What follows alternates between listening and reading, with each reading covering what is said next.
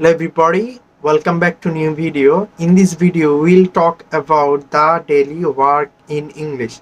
How we can make sentence about our daily work. Let's go to the skin. Daily work in English. আমরা বাসায় প্রতিদিন বিভিন্ন কাজ করে থাকি। এই কাজগুলোকে কিভাবে আমরা ইংরেজিতে বলবো, চলুন শুরু করা যাক। প্রথমত হচ্ছে যে আমরা যখন আমাদের পর্দা অর্থাৎ জানালা পর্দা সরিয়ে দেওয়া বা একটু গুছিয়ে দেওয়া, এটাকে আমরা বলতে পারি ড the curtain. Draw the curtain, he is drawing the curtain. Or আপনি বলতে পারেন I am drawing the curtain. I am drawing the curtain. এই সিচুয়েশনে আপনি হচ্ছে যে draw the curtain ইউজ করতে পারেন।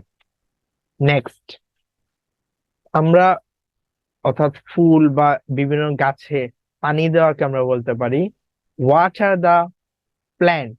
ওয়াটার দা প্ল্যান্ট। আপনি বলতে পারেন I am watering my plant.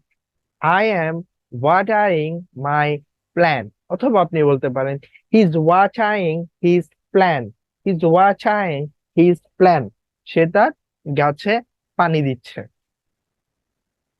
পরবর্তীটি হচ্ছে আমরা যখন বিভিন্ন ফার্নিচারকে মুছি, আমরা ফার্নিচারকে ময়লা যাতে না পড়ে থাকে বা ময়লা যাতে জড়ো না হয়, মোছার জন্য আমরা যেটি ইউজ করি, এটাকে আমরা বলতে পারি dust the furniture. What are you doing?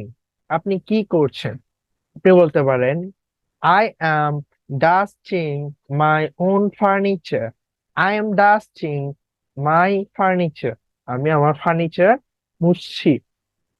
পরবর্তীটি চলে যাই। পরবর্তীটি হচ্ছে মেক দা বেড, অর্থাৎ আমাদের বিছানাকে আমরা তৈরি করি, অর্থাৎ পরিপাটি করার যে সিচুয়েশন, এটাকে আমরা বলতে পারি মেক দা বেড।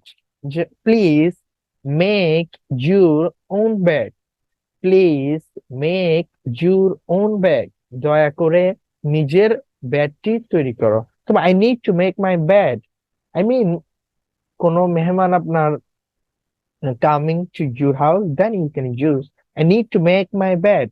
আমার বেডটি তৈরি করতে হবে, বিছানাটি গুছিয়ে নিতে হবে।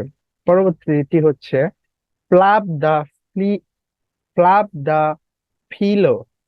ফ্লাপ দা ফিলো, এটি হচ্ছে যে আমরা অনেক সময় আমাদের ফিলোকে অর্থাৎ বালিশকে আমরা মুচড়ামুচড়ি করি, একটু একটু মোছামুছি করে আনন্দ দিই। হচ্ছে বালিশকে একটু নিজের মতো করে নিয়ে বালিশকে ইউজ করা, এটাকে বলা হয় ফ্লাফিং। এটাকে কি বলা হয়?